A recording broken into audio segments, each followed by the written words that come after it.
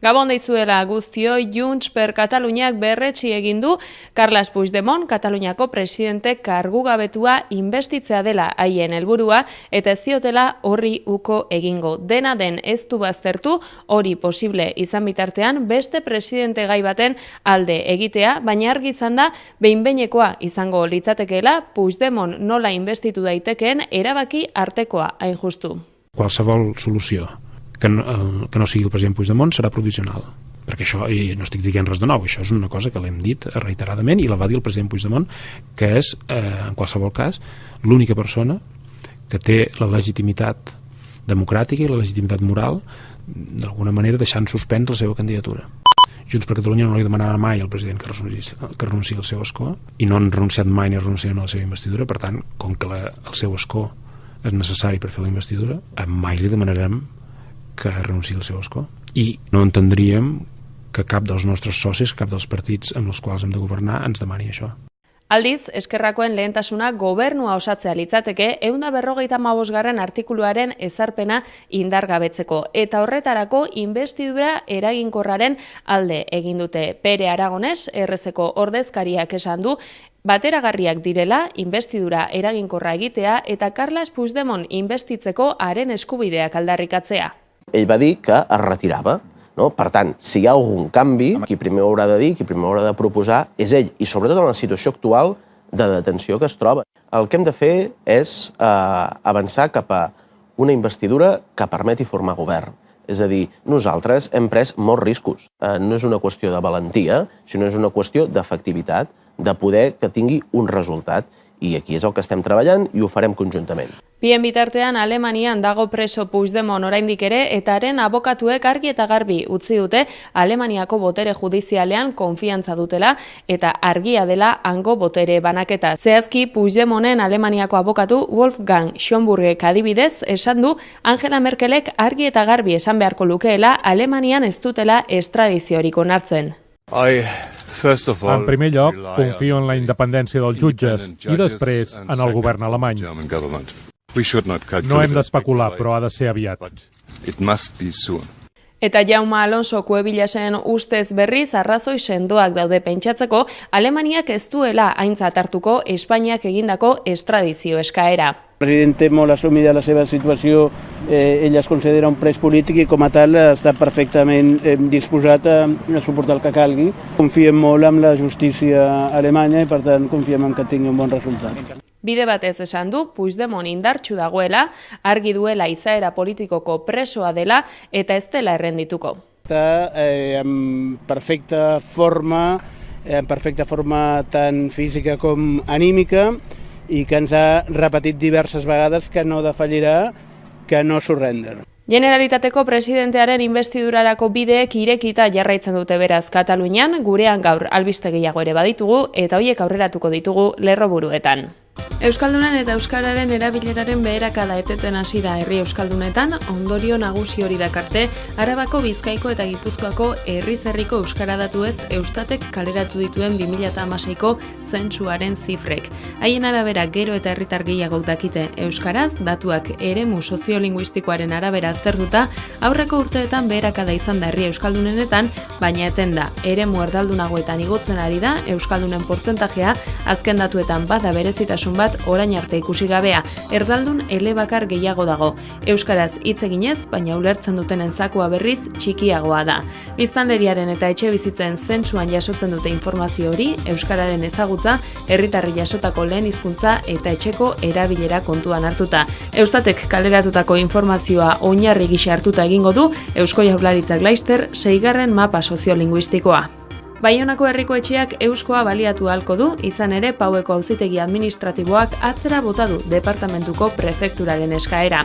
Euskal Moneta Elkartea eta Baionako hiriak euskoa baliatzeko izenpetu zuten hitzarmena baliogabetzea galdetu zuen hain justu prefetak. Lehenik Baionako herriak hitzarmena izenpetzeko, Jangene Etxegarai auzapezari baimena eman izana zuen, auzitara eraman prefekturak, lehen prozedura judizial hori atzera bota zuen auzitegiak eta prefetak beste auzi bat ireki zuen hitzarmenaren kontra bigarrena. Hori ere azkenean atzera bota du auzitegi administratiboak eta ondorioz Baionako herriak euskoak erabili ahalko ditu. Prozedurak hala ere segilezake aurrera, estatuak hala erabakitzen badu, Estatu Kontseiluaren aurrean.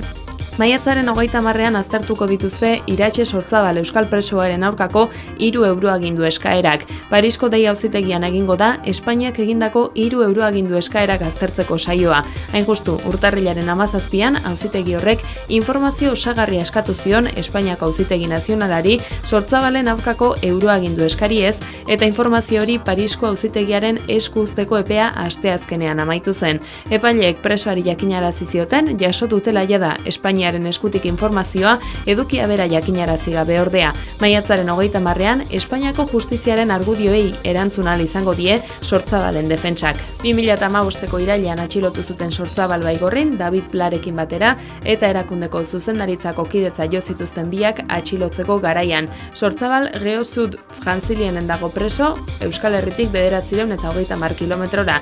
Espainiaren euroaginduak ordea 1985ean eta 1986an Asturiasen, Alakanten eta Irunen egindako 3 atentaturekin daude lotuta. Sortzabal 2001ean atxilotu zuen, Guardia Zibilak eta polizia etxean zegoela bere buruaren kontra deklaratu eta 3 atentatu horietan esku hartu zuela. Aitortu zuen, deklarazio hori ukatu egin zuen geroago eta torturapean egin zuela adierazi zuen, torturak salatzearekin batera eta gorputzean zauriak ere izan zituen.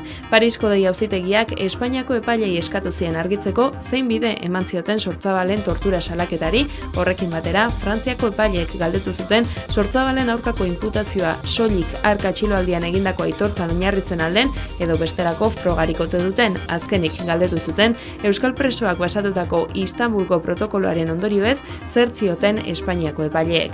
Jose Maria Arantzamendi eta Arkaitz Bellon espetxean hildako presoen alde Elorrioko Berriozabaleta auzoan dauden oroitarriei eraso zieten ostegun goizean. Lekuko isalatu dutenez, Guardia Zibilaren 5 auto joan ziren bertara eta kolpeka apurtu zuten Arantzamendirena erabat olestuta utzi zuten berriz Bellonena. Memoria historikoa berreskuratzeko bidean Afana 36 fusilatuen seniden elkarteak 1936ko eraildakoak gogoratzeko oroimen plakak, tropezoiak izenekoak, kokatu ditu duela egun gutxi Iruñeko Aldezarreko hainbat kaletan. Asteartean aldiz, jarritako 11 plaka horietako 3 eraso egin zieten. Arrazakeria eta xenofobiaren aurkako nazioarteko eguna izan da hilabete honetan eta horren arira mobilizazioak egin dituzte SOS arrazakeriak salatzen duenez, gizartean jarrera arrazistek dirautelako eta etorkineko oztopoak aurkitzen dituztelako gurera etorritakoan lana eta etxebizitza aurkitzerako orduan batez ere. SOS arrazakeriarekin elkarlanean hain zuzen, Nafarroako gobernuko bakearen, bizikidetzaren eta giza eskubideen zuzendaritza nagusia ari da. Arrazakeriaren aurkako ekintza bultzatzeko aniztasunean oinarritutako proiektuak diruz laguntzen dihardute.